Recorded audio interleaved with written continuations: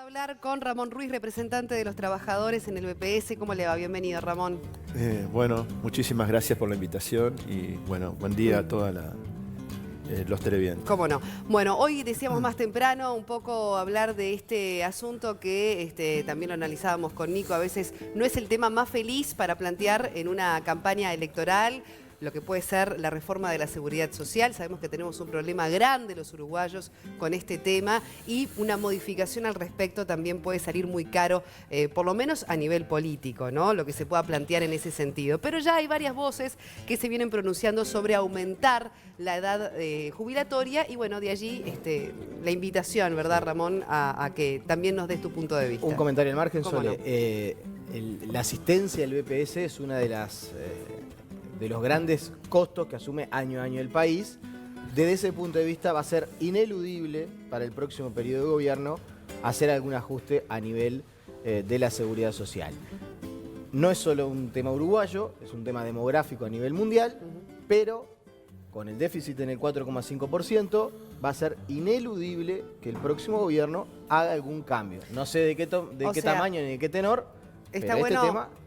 A ver, explicar esto que vos decís del déficit, ¿no? Del 4,5. Vos decís que gran parte de ese déficit podría paliarse justamente entrándole de lleno a esta situación. Y yo creo que hablo de la seguridad social en su conjunto. Claro. Cuando se armó un terrible revuelo por el tema, por ejemplo, de la reforma de la denominada caja militar, Astori lo expresó.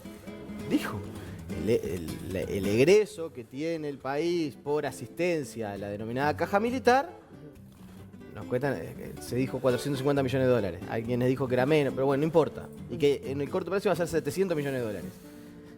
Pongamos, el presupuesto del Ministerio del Interior son 850 millones de dólares.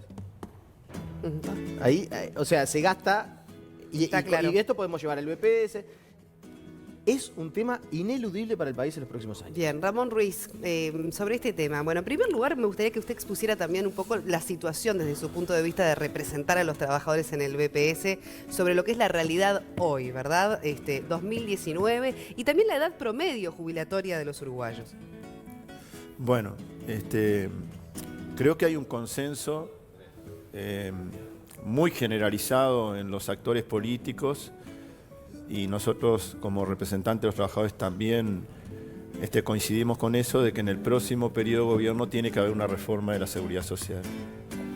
A priori queremos decir que esa reforma tiene que ser con diálogo, ¿no? Y no es un tema menor, o sea, es importante la sustancia, es importante el contenido, los temas que hay que tratar ahí, pero es muy importante que esa reforma se procese con la participación de los sectores políticos y también de los sectores sociales representativos. Porque en el Banco de Previsión Social nosotros tenemos participación de los trabajadores, de los empresarios y de los jubilados. Y ahí existe una experiencia de diálogo social, porque en realidad estos tres sectores de la sociedad contribuyen a financiar la seguridad social y además somos usuarios de la seguridad social.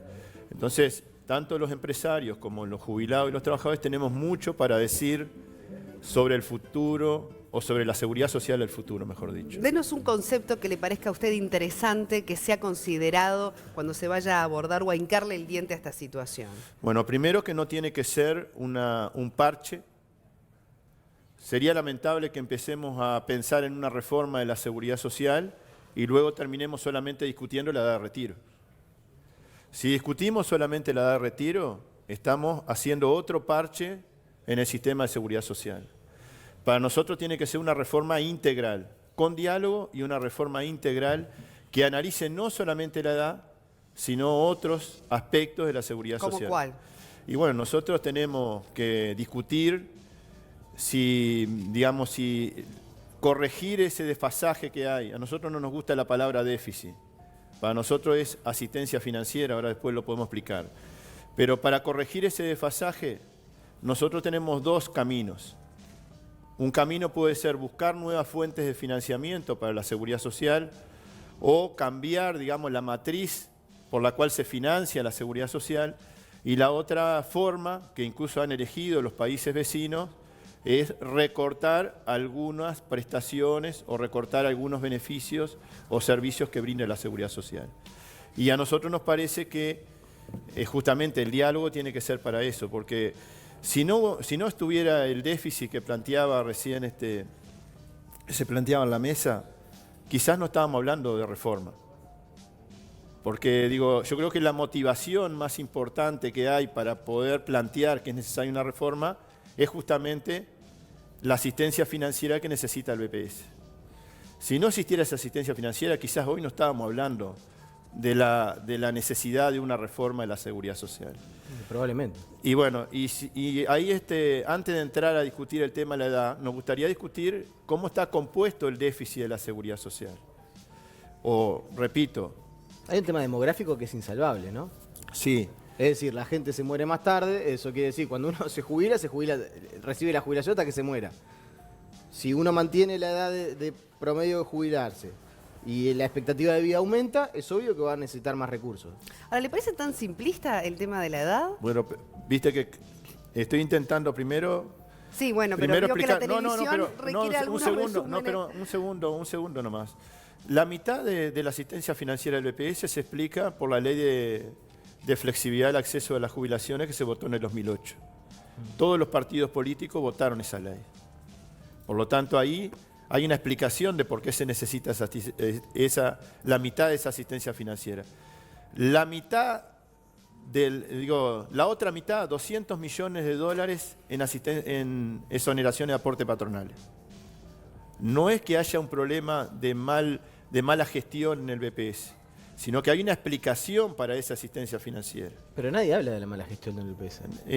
Cuando se ve de Acá que hay un una... tema, hay un tema, Ruiz, que cuando es un se tema ve que hay una... Cuando se dice en la prensa que hay un déficit, ahí se está cuestionando de alguna forma el Instituto de Seguridad Social. En reiteradas oportunidades se habla del déficit, diciendo que no puede ser que el BPS tenga ese déficit, que la Seguridad Social incluso está mal gestionada, se habla de las prestaciones del Banco de Esa es su Presión. interpretación, yo Sí. nunca no me hago cargo de eso porque nunca lo dije. De hecho, te estoy haciendo responsable. No, yo sé, pero uno puede hablar de, sí, que a veces lo que se paga, por ejemplo, por enfermedad, por licencia por enfermedad ha aumentado y los controles quizás no sean los mejores, pero no es la explicación esa de la asistencia que necesita la Seguridad Social en el año. Estamos de acuerdo. Ahora, lo que yo sí le planteo y le quiero preguntar directamente es, primero, ¿no se dilapidaron estos 5 años? ¿No se debió haber llamado ya en este periodo de gobierno al diálogo para poder instrumentar los cambios en el próximo periodo de gobierno?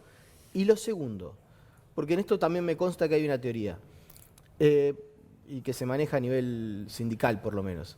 ¿No se debió ya, previo al diálogo obviamente, ¿no? Pero empezar levemente a correr la edad de retiro, no hacer un cambio brusco, como dijo Mujica, pasar a elevar 5 años, sino dar 3 meses, 6 meses y empezar a correr lentamente la edad de retiro? ¿No es una alternativa viable? Nosotros durante este periodo de gobierno reclamamos que existiera un diálogo de seguridad social, o sea que no nos hacemos cargo yo creo que hay otras personas que tienen que explicar por qué en este periodo de gobierno no se convocó un diálogo, pero estuvimos planteándolo. Nosotros, por eso el temor mío es que en el próximo periodo se hable de una reforma y terminemos discutiendo sobre la edad, porque en este periodo reclamamos un diálogo de seguridad social para discutir todos los temas y terminamos discutiendo solamente el tema de los cincuentones.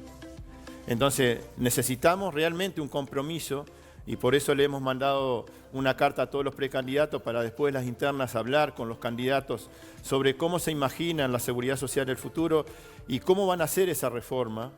Es muy importante porque estamos en un año electoral y cada uno de los partidos y cada uno de los candidatos, algunos de ellos han presentado algunas propuestas, pero son propuestas muy parciales y que incluso a veces no tienen una rigurosidad técnica donde expliquen. Por ejemplo, yo me gustaría saber en qué corrige ese desfasaje postergar la edad legal de 60 a 65.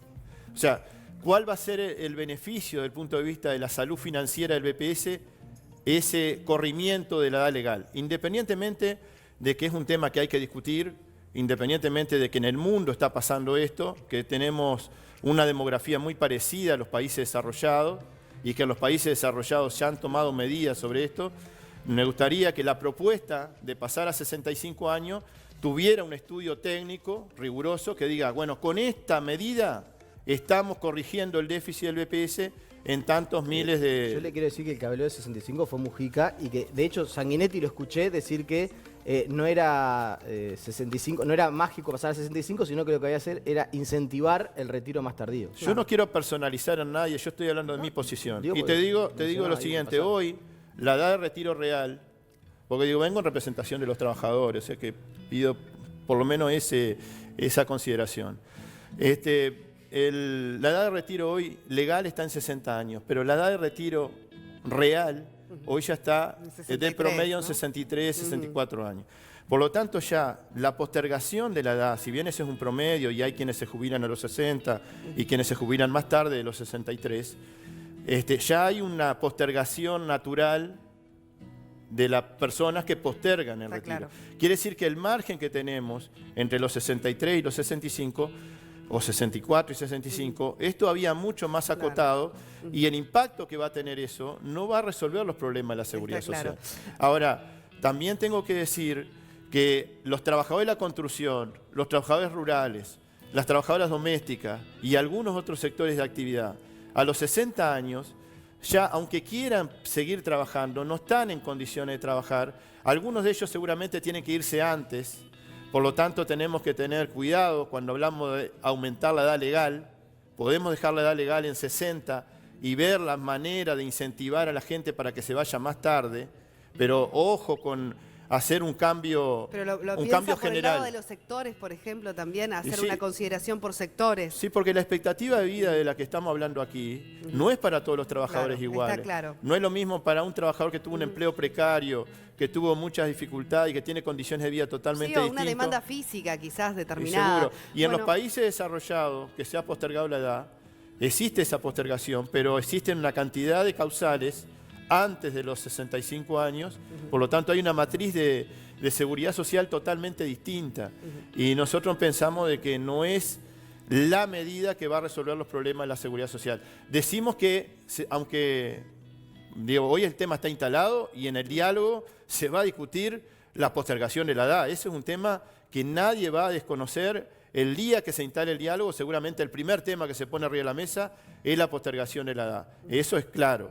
Nosotros estamos dispuestos a discutir eso, pero no solamente eso. Está clarísimo, ¿eh? Bueno, Ramón Ruiz, muchísimas gracias por habernos acompañado. Nos quedamos también con esa iniciativa que ustedes han tomado de enviar, una vez que pasen las internas, a los distintos candidatos sus propuestas de diálogo, de intercambio, para que, bueno, sin duda la complejidad que requiere una reforma de estas características es muy grande, involucra también muchísimos actores. Gracias por habernos acompañado esta mañana.